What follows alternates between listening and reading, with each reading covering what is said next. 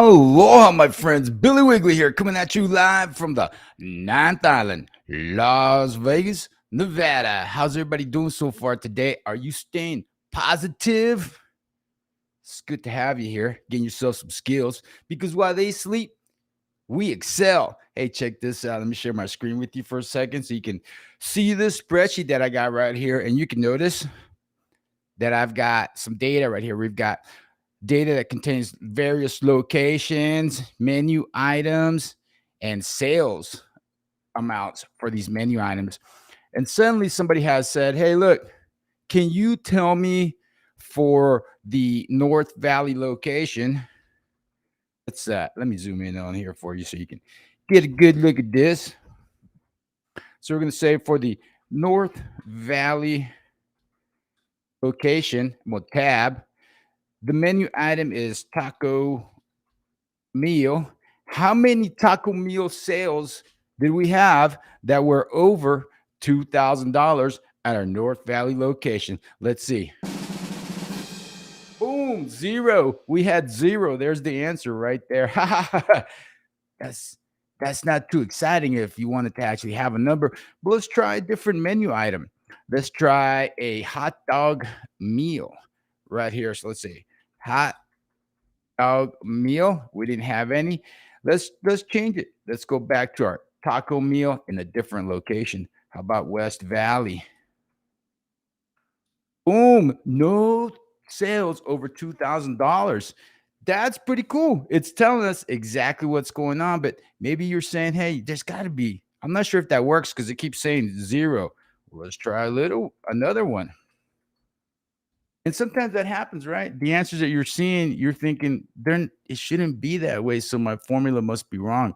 But this one isn't. Look at that. At West Valley, we actually have one riblet meal sold over $2,000. Oh, how about a burrito meal? Zero. Hey, it works. So, how did I do this? How did I have Excel look up in this range of data? First, the location, then the menu item, and then the burrito meals that are greater than $2,000 and then count them. All right. How did it do that? Well, we used a function, and that function is called the COUNTIFS function. Count, not the count function, but the COUNTIFS function. And the COUNTIFS function allows us to look up items based on specific criteria, and then count those items. And in this case, you can see that one of the criteria was greater than $2,000. Now I'm going to show you how to set this up. First, I want you to take a look right here, though. I want you to notice that looks like we got somebody chat. Hey, Brian, what's up, brother? Aloha. Hey, congratulations on your trip to was it Kenya? Were you in Kenya or you're from Kenya?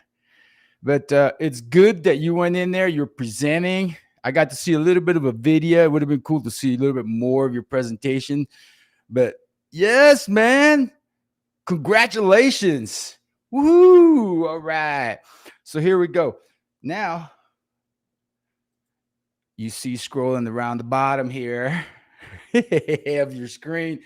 I teach Excel, all right? I teach Excel. And when you go to don'tgetmadgetskills.com, just go ahead and check out. We teach Excel basics. It's a $265 class. You can have it for $5. I only enroll 15 students at a time. There's a schedule. It's offered every month. Once a month. It's a 5-day class. It's $265, $5 for you. While you're here, also check out our live classes. Click on this drop down and then go to workshops. We've got regular workshops, and we got one coming right up called Excel 10 Powerful Excel Features That Every User Should Know. And if you take a quick look right here, you'll notice that it is it's $27. It's a $127 class, but it's going to be $27 for you because I am typing into the chat right now. A $127 class, but it's going to be $27 for you because I am typing into the chat right now. A $127 class, but it's going to be $27 for you because I am typing into the chat right now. A $127 class, but it's going to be $27 for you because I am typing into the chat right now. A $127 class, but it's going to be $27 for you because I am typing into the chat right now. A a discount coupon for you. And it's this one right here. This link right here will get you the discount for you. Now, let's get back to learning how I did that count ifs function. So, first thing I'm going to do is put my marquee right inside the cell where I'm going to want my formula to go. I want my answer to appear. So I'm going to go ahead and just delete it right there. I'm going to leave these criteria in place. We already know that the answer to that was 0. So let's just see what happens. Put your marquee in the cell where you want your answer to go. Begin with the end in mind. Habit number 2 of highly effective people. And the first thing we type in is an equal sign, right? A command. Equals is a command because we are commanding Excel to do something for us. Because who rules Excel? We do. Where are the brains of Excel? They're in the chair. You're the brains of Excel. Excel doesn't rule you, you rule it. That's why we call these commands. And I'm commanding Excel right now to do me a count. So I start typing equals COU. Oh, hey, look at that. Here's all of the variations of the count function that are available to me in this version of Excel right there. And the one that I'm looking for is this one, count ifs. So what we're going to do is we're just going to click right there on count ifs. Double click. I accidentally double clicked. And now that we're in there, let's press Shift F3. Okay. And that is Shift plus F3. What does a Shift F3 do? It launches our function arguments dialog box just like that. Boom, there it is. The function arguments dialog box. And it's telling us that the COUNTIFS function consists of basically 2 arguments. The criteria range and the criteria. All right. So the first thing is the criteria range. The criteria range is going to be this entire range of data. Oops. Actually, for my criteria range equals COUNTIFS, tab into it, Shift F3. So my criteria range first one is going to be the location. So I put my marquee right here on cell A2, and then I'm going to press Control Shift arrow down. Let me show you one more time here. It is going to be Control plus the Shift plus the arrow down, and that's going to navigate while selecting. So here we go. For our first selection, criteria range 1, North Valley, cell A2, Control Shift arrow down, boom, to select that range of data. And now the first criteria, what is it that we're looking for inside the location? Here we could type in West Valley if we wanted to. However, we want this to be more dynamic. So I'm going to say whatever I put in cell E2 is going to be the criteria for that criteria range. That way we can just change the location instead of changing the formula.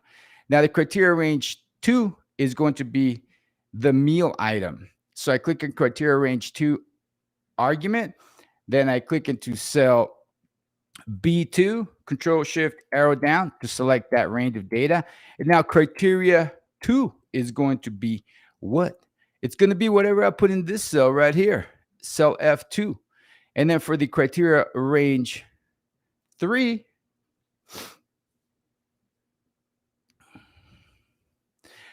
we don't need anything because we are